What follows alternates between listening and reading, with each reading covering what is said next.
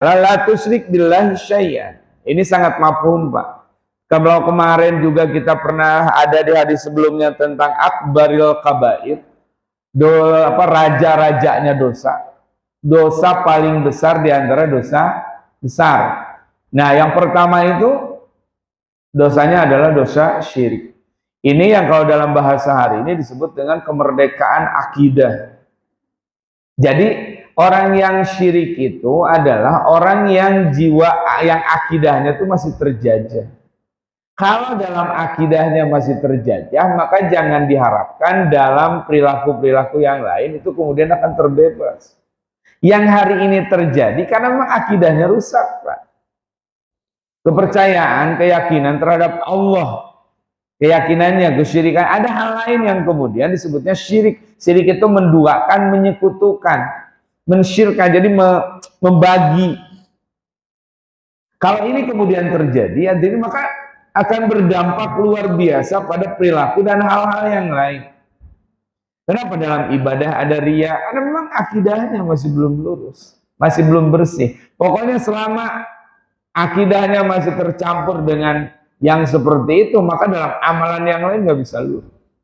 Ketika akidahnya sudah betul-betul bersih, maka kemudian kita akan melihat luar biasanya amalan-amalan para sahabat. Kenapa mereka itu sering berlomba dalam beribadah?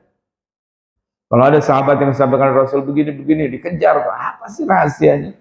Ya Rasul, apa sih yang sampai yang sebelumnya kan ada pertanyaan seperti itu.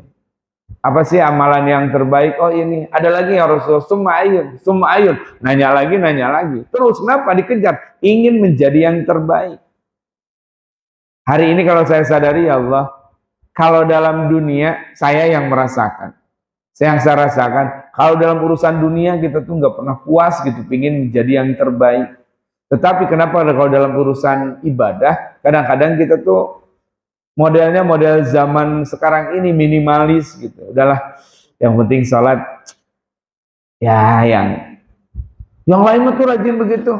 Ini juga ada, udah alhamdulillah, sholat wajib aja udah alhamdulillah.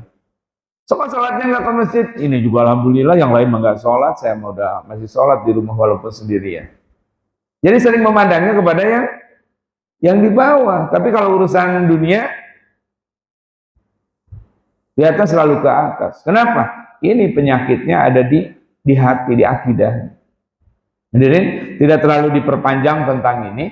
Kenapa? Karena memang sudah sebelumnya juga banyak. Al-isyraku billah itu adalah menjadi bagian akbaril kabair, di antara dosa paling besar, di antara dosa-dosa besar, dan nomor satu itu adalah isyrak, musyrik. Dan inilah misi yang kemudian Rasulullah lakukan, itu adalah menyelamatkan dari segala kesyirikan. Pertama itu akidah. Pertama itu akidah.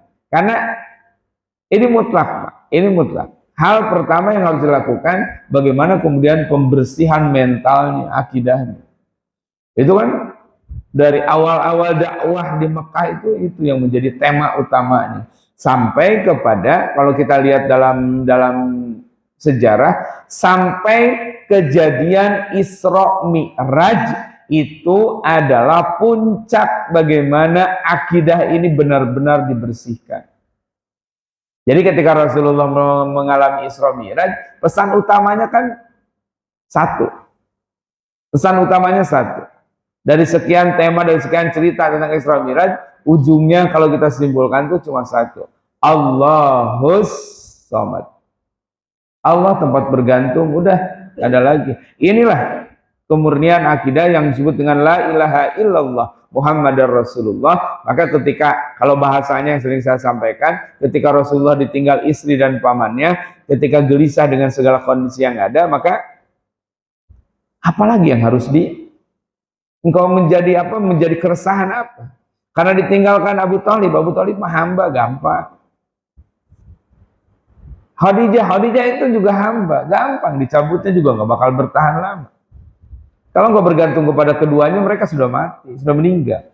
Tapi kalau engkau bergantung sama aku, maka aku tidak akan pernah meninggalkan kamu. Nah, ini kan kemurnian yang luar biasa. Kalau kita sudah seperti itu, maka enteng hidupnya. Sama seperti entengnya bagaimana ketika kalau kita berharap sama Allah, maka semuanya akan menjadi mudah dan ringan. Tapi kalau kita senantiasa menggantungkan segala apa yang kita lakukan kepada yang lain selain daripada Allah, maka ribet, Pak. Berat gitu. Segalanya jadi baperan. Kita melakukan ini pinginnya ada gitu yang mengapresiasi, pingin ada yang ya memuji, pingin ada yang bilang wah hebat, ternyata nggak ada gitu. Kan jadi males lah, nggak ada yang muji gitu. Jadi berat, jadi segalanya tuh ditentukan oleh itu.